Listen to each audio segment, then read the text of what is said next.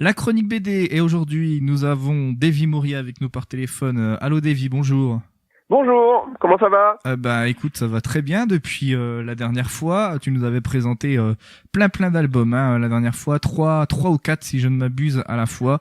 Et cette fois-ci, tu nous reviens avec ce qui est ton best-seller, ce qui est un peu ton Astérix à toi, c'est les Petites Morts. Tout à fait. Ouais. Entre la BD et le dessin animé, là, en plus le dessin animé, il cartonne plutôt pas mal. Donc je suis content. Ouais. Voilà, c'est ça. Là, j'ai l'album entre les mains, parce qu'un dessin animé entre les mains, c'est compliqué, sauf si on a un DVD éventuellement, mais sinon, c'est pas quelque chose de matériel. Mais en tout cas, j'ai l'album, c'est le 5e des Petites Morts. Alors, pour être franc, jusque-là, ça m'avait pas forcément touché plus que ça, les Petites Morts. Ça m'avait fait sourire sur certaines choses, mais sur la longueur, c'était pas forcément ce que je préférais de toi. Et là, j'avoue que je sais pas, t'as fait un condensé de ce que t'avais de meilleur pour cet album. Je trouve qu'il est extrêmement réussi. Ah, merci beaucoup. Ça me touche parce que je le pense. Je pense aussi. Je pense que le tome 1 de La Petite Mort, c'est clairement le meilleur de la série pour le public en tout cas. Mm-hmm. Même si mon préféré de cœur pour moi c'est le tome 3.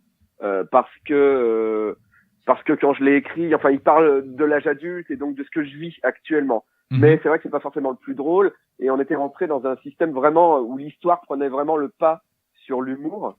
Mais le tome 1 était bien calibré entre l'histoire et les blagues trash, on va dire cyniques plutôt.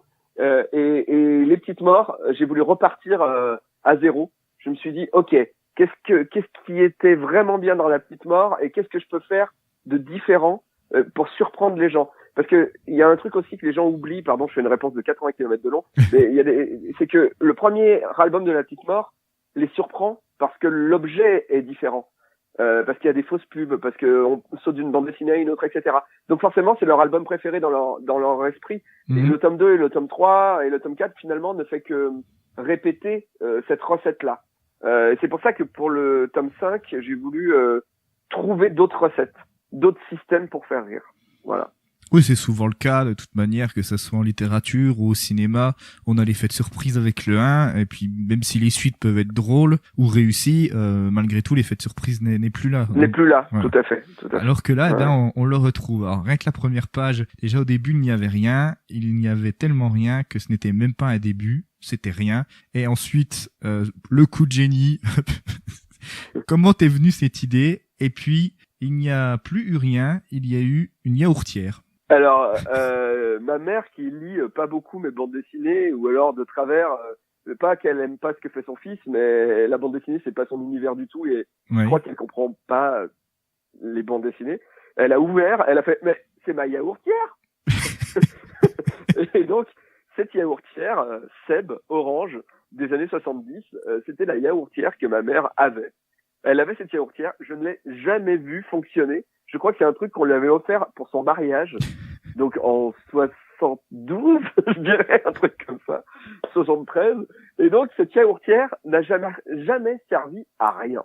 Et quand j'ai fait le tome 3 de La Petite Mort, La Petite Mort rencontre le grand tout. Et le grand tout, donc c'est Dieu. Mais Dieu peut prendre toutes les formes possibles et inimaginables. Et je me suis dit, qu'est-ce qui pourrait être le plus débile, un truc qui sert à rien. Et je me suis rappelé cette yaourtière des années 70, orange, moche. Et je me suis dit, ça sert vraiment à rien. Et donc Dieu pourrait être à cette image-là, en fait. Alors, je veux pas dire de bêtises, du moins pas involontairement, et ma mère pourra faire un démenti officiel, hein, même dans la presse régionale, si c'est pas le cas, mais je crois qu'on a à peu près la même histoire. Il me semble que chez mes parents, il y a cette yaourtière, et il me semble que c'est aussi un cadeau de mariage. Oui, et puis, en fait, en vrai, t'en fais une fois des yaourts, toi-même, chez toi, et après tu vois le temps que ça te prend et comment c'est relou. Et après, tu vas acheter tes yaourts au supermarché, hein. Oui. En vrai. Alors, c'est extrêmement riche comme album. On va commencer d'abord par la chronologie, puisque ça retrace l'histoire de l'humanité. Ça va même au-delà de ça, puisqu'il y a la préhistoire, tout d'abord. Enfin, au départ, il y a la création de l'univers.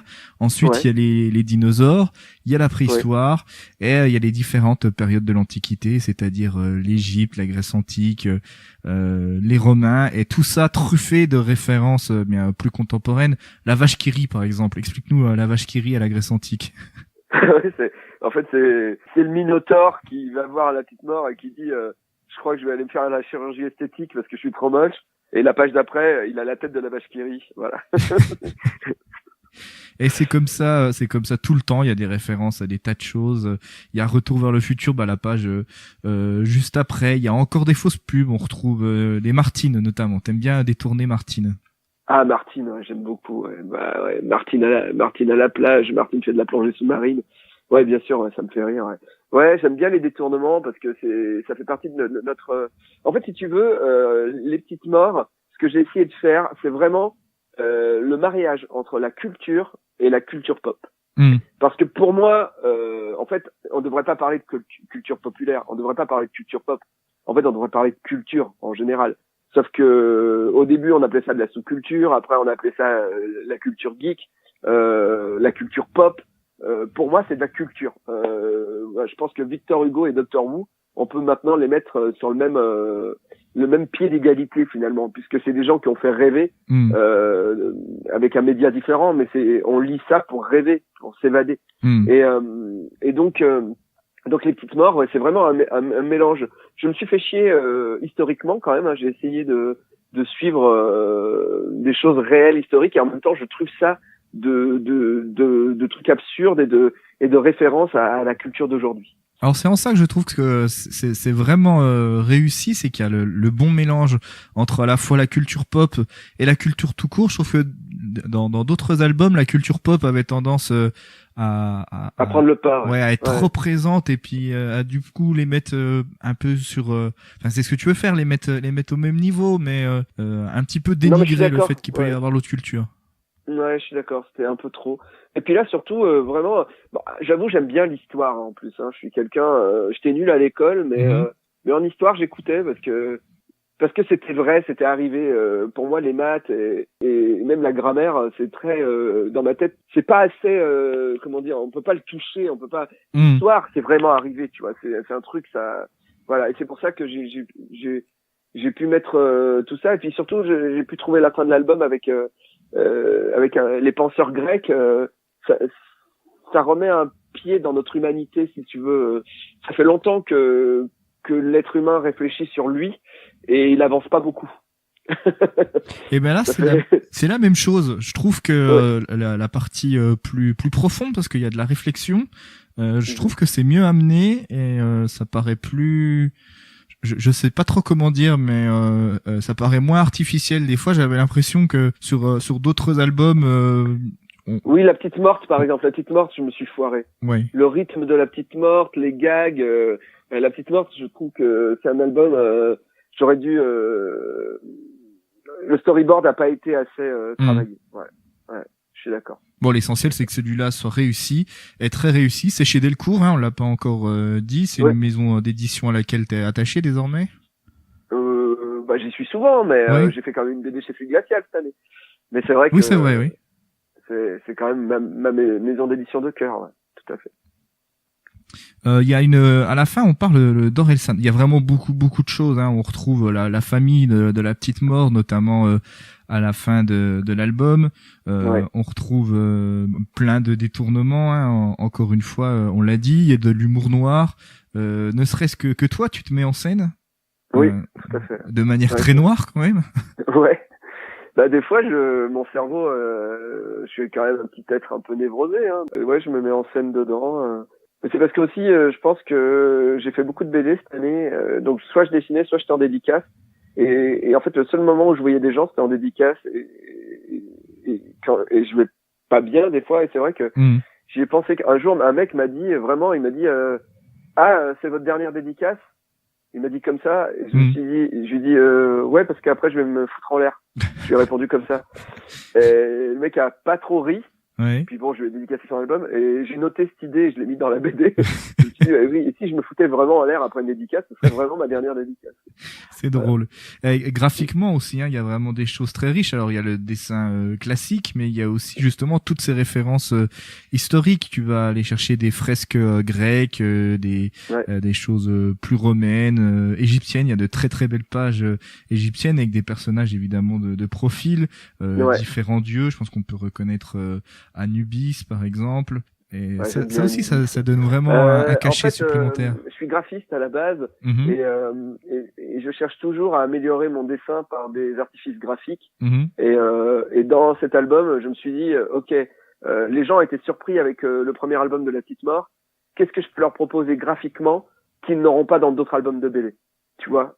mhm. En fait, je suis parti avant de partir sur l'histoire dans cet album, je suis parti sur le fond et la forme. Tu vois.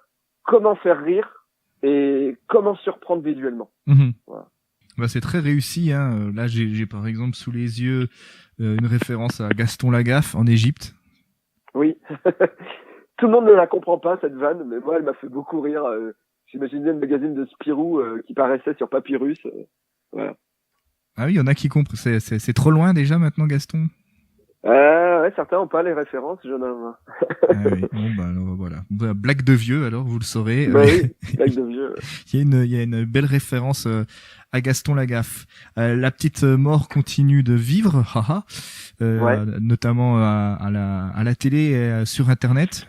Ouais, c'est fou, le dessin animé, là, c'est fou. Je sais plus, on était dans les charts de YouTube en 7e position, en 16e, là, pour le dernier épisode. C'est ouf. Et puis c'est marrant, j'ai croisé un mec dans la rue ce matin qui m'a reconnu, qui m'a dit pourquoi tu fais plus rien? Je dis bah si, je fais de la BD, je fais des trucs, puis je fais de La Petite Mort. Et il m'a fait ah toi le dessin animé de La Petite Mort? Oui. Ah c'est génial, j'adore.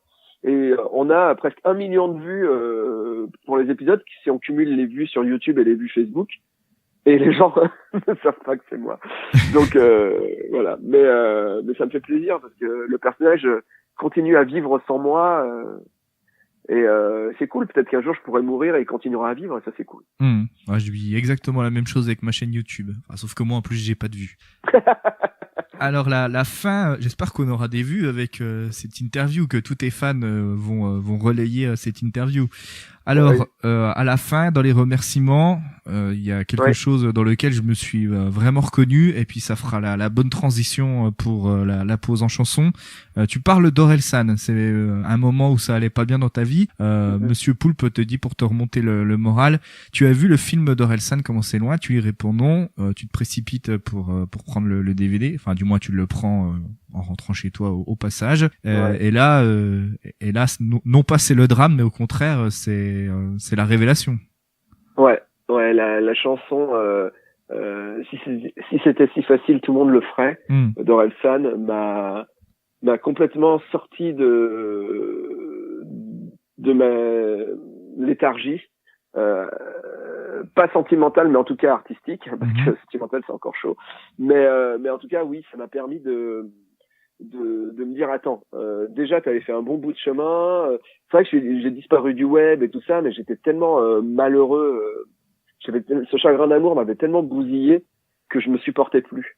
Et là ça m'a donné envie à nouveau, envie de créer, envie de faire, et la preuve, cet album de Les Petites Morts, ça montre aussi que j'ai à nouveau envie de faire rire, j'ai à nouveau envie de donner aux gens. Voilà. Ouais, ça se ressent, ouais.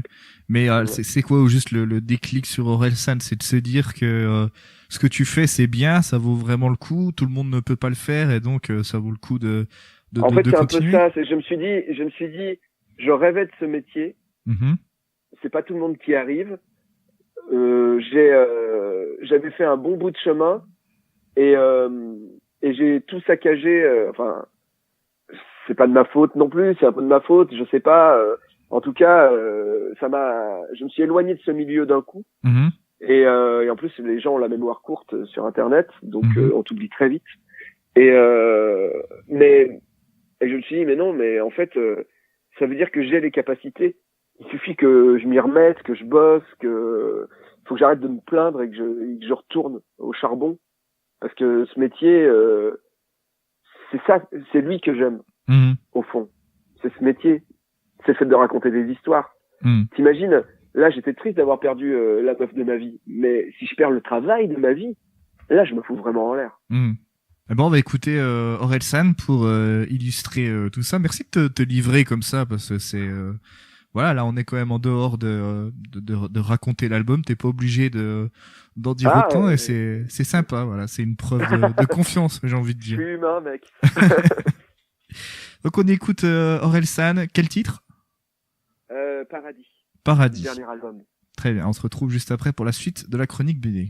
Orelsan, Paradis sur Shalom, Besançon, c'est la chronique BD. Nous sommes toujours avec Davy Mourier, du moins j'espère. Allô Davy. Oui. Oui, on est toujours ensemble. Oui, je suis là. On est là pour parler des petites morts. Alors, l'album, plus particulièrement, qui est sorti chez Delcourt il y a à peu près un mois maintenant. Ouais, c'est ça. Et qu'on peut également retrouver maintenant sur Internet, sur YouTube, et puis également sur France 4. Non, uniquement sur Studio 4, donc la chaîne YouTube de France Télévisions, et sur leur Facebook. D'accord. Il y a des projets d'un jour voir arriver ça à la télé ou pas trop? Alors, a priori, non. Non. Moi, je serais pour, hein, perso, ouais. mais je crois pas. Parce que la mort en dessin animé, c'est encore touchy pour les diffuseurs. Oui. Bon, il y a d'autres choses quand même. Je pense à la chaîne Game One, par exemple, qui va passer South Park ou d'autres choses. MCM aussi. C'est clair. Je suis d'accord. Je sais pas, mais autant South Park, ils sont sûrs des vues, ils sont sûrs. Ça a déjà marché dans plein de pays. Le risque est minimal. Oui. Je sais pas. Je peux pas expliquer. Je sais pas. Alors, je te propose un petit jeu maintenant, toujours en lien avec la mort, hein, puisque je pense que le meilleur moyen de prendre au sérieux la mort, c'est de savoir en rire. Oui. Voilà, je suis d'accord. Je mettrai ça, tiens, moi, sur mon épitaphe, parce qu'il y a de fausses épitaphes dans cet album. Alors, il y a des vrais également. Ouais. On peut retrouver Alphonse Allais qui a fait un jeu de mots avec son nom de famille, CJ Allais sans retour, ce que plutôt bien trouvé. Après, il a de la chance, hein, c'est-à-dire que si nous on veut faire quoique, toi, tu pourrais faire quelque chose comme vivre et laisser mourir ou quelque chose comme ça. Alors que Mourier. moi, avec Brossard, c'est moins du gâteau pour faire un jeu de mots. Bukowski, il y a Don't Try, donc avec le boxeur. Marilyn Monroe, c'est très drôle. Ici repose Marilyn Monroe 97, 62, 92. C'est vraiment drôle. Ouais. Je crois par contre, ça a été refusé que ça soit noté sur sa tombe. Je crois qu'elle avait évoqué le truc et que ça a été refusé. D'accord. Voilà. Ouais. Voilà, il y en a plusieurs autres et on va laisser la surprise. Et puis toi, t'en as inventé quelques-unes également, tout aussi drôles. Charles de Gaulle, par exemple, un que les Boches n'auront pas. Captain Igloo, Omar m'a tué. Omar, donc comme le crustacé. Lara Croft, Game Over, je trouvais ça très joli aussi, Game Over. Claude François, L'éternité au soleil, c'est poétique. Jean-Paul II, maintenant je sais si Dieu existe et pas toi. Voilà. Connor McLeod, alors c'est Highlander, hein, c'est ça? C'est Highlander, tout à fait. Voilà, donc lui, il est pas mort en fait, puisqu'il dit au secours, ouvrez. Donc c'est un immortel. Il est immortel, donc c'est chiant. Il y a un immortel qui a disparu la semaine dernière, c'est Jean d'Ormesson. Qu'est-ce que Jean d'Ormesson aurait pu mettre selon toi comme épitaphe? Vous avez 2 heures. Je m'endorme ici. Le lendemain, Johnny Hallyday, qui nous a quittés également. Qu'est-ce que Johnny aurait pu mettre comme épitaphe? Je sais pas, mais pourquoi moi, ça me ferait rire qu'il écrit « Aïe ». Après, il y a eu plein de jeux de mots, hein, de fait, allumer le feu, il y a la boîte à coucou également, il y a, on retrouve Johnny Hallyday dans un coffret intégral, il y a vraiment beaucoup de choses qui ont été faites, hein. On voit bien qu'on peut plaisanter dans notre société de la mort, ça n'empêche pas d'être triste, on l'a vu avec l'immense hommage populaire qu'il y a eu ce week-end, mais on voit que malgré tout... Attends, je pose une véritable question. Oui. Il va avoir écrit quoi sur sa tombe? Johnny Hallyday ou Jean-Philippe Smet? Eh ben, je me posais la question, moi, pendant ses obsèques, est-ce que son fils s'appelle David Hallyday ou est-ce qu'il s'appelle David Smet? Eh ben, va falloir qu'on regarde les reportages pour voir exactement. sur sa tombe. On n'en a pas vu assez encore. Ouais. Voilà, donc Johnny, juste aïe, alors ça serait drôle. Faut que je réfléchisse un petit peu, mais alors il n'y a pas toutes ces chansons qui me reviennent, mais c'est vrai que c'est très drôle, hein. Johnny et l'intégrale. C'est très très drôle. Allumer le feu aussi, c'est super drôle. Putain, mais je connais pas encore toute la discographie de Johnny, tu vois. Je suis un peu, j'ai arrêté d'écouter quand j'ai arrêté de vivre avec mon père. Et il avait fait une chanson qui s'appelait Un homme ça meurt pas, un homme ça vieillit. Peut-être qu'il pourrait mettre Un homme ça meurt pas. Ah ben si, en fait. Exactement, c'est pas mal. Mais oui, on a beaucoup de choses à faire. Lourd comme un cheval mort. Oui. Quelqu'un qui aurait forcément trouvé quelque chose, qui a déjà dû y réfléchir, je pense. Jean Rochefort, qui était très spirituel. Alors, lui, je sais pas pourquoi, mais je vois un truc genre et j'ai gardé ma moustache. C'est pas mal. Quelqu'un d'autre qui avait beaucoup d'esprit, Jeanne Moreau. Et puis on va s'arrêter là parce que l'exercice est difficile. Ah putain, Jeanne Moreau. Voilà, maintenant je suis morte. Il y a beaucoup de gens qui se demandaient, mais elle est pas morte. Très bien. Eh ben merci de t'être prêté à cet exercice. C'est vrai que voilà, c'est pas simple. Hein. Je t'en avais parlé vraiment une minute avant l'interview, et c'est vrai que c'est pas simple. Mais en tout cas, voilà, c'est un exercice intéressant qu'on retrouve dans le livre. Et puis toute cette dérision autour de la mort, moi je trouve que c'est quand même précieux de pouvoir rire de la mort. C'est un sujet sérieux évidemment, mais on a le droit aussi de rire des sujets sérieux, et encore heureux qu'on rit des sujets sérieux. Quels sont tes projets à la suite donc de cette petite mort, de la version web? Est-ce qu'il y a d'autres albums qui arrivent très bientôt? Là, je travaille sur ma prochaine BD qui sortira en juin aux éditions Shampoing. Oui. Et qui va s'appeler Davy Mourier versus Cuba. D'accord. Je raconte mes vacances à Cuba en septembre dernier, sur 190 pages. D'accord, très bien. Voilà. Et je raconte juste comment on s'est pris un ouragan. Ah oui. Voilà. Donc il y a des choses à dire. Oui, ouais. Puis Cuba, c'est un pays un peu spécial aussi. Hein. Oui. Donc entre le pays et l'ouragan, on a de quoi faire 190 pages. Fidel Castro, qu'est-ce qu'il aurait pu mettre comme épitaphe? Je vous ai bien baisé. Ça, il aurait pu écrire je vous ai bien baisé, parce que le mec il a dit on va faire la révolution. Les mecs ils ont fait ouais. Et le gars il arrive au pouvoir et après il les a baisés. Voilà. Et après il a pris du pognon. Et puis le peuple, il a crevé de faim, ils ont tué des bêtes pour pouvoir bouffer. Et même une année, il a interdit Noël. Le mec a interdit Noël. C'est quand même... Bon, espérons que son frère ne soit pas comme lui, sinon ça voudrait dire pas de Noël cette année pour les Cubains. Exactement, ouais. Ah, bientôt ils vont avoir des élections. Mais alors dans quelles conditions? Ça, je sais pas. Bref, je suis très cubain en ce moment, hein, parce qu'en plus je regarde des tonnes de reportages pour pas dire trop de conneries dans la BD, donc voilà. Et en dehors de la bande dessinée, on peut parler également de tes autres actualités. Tu fais de la télé un petit peu? Oui, alors là il y a Reboot en ce moment qui est aussi diffusé sur Studio 4, donc ma série coécrite avec Lewis Trondheim, ma série de robots. Je suis très fier de cette saison 2 que j'ai co-réalisée avec Rémi Argot. J'invite les gens à aller la voir parce que justement je parle du bien et du mal, de la mort, ou des choses comme ça dedans aussi, de manière un peu plus rigolote. Et puis à l'avenir, je vais peut-être faire un petit truc parce qu'il semblerait que j'ai décroché une bourse CNC, donc je vais peut-être faire un petit court-métrage bientôt. Voilà. D'accord. Sur l'internet. Voilà. On n'a pas fini de te lire, de te voir également, et ça veut dire il y aura d'autres occasions pour nous de t'avoir peut-être sur l'antenne de chez le Besançon. Yes, avec plaisir.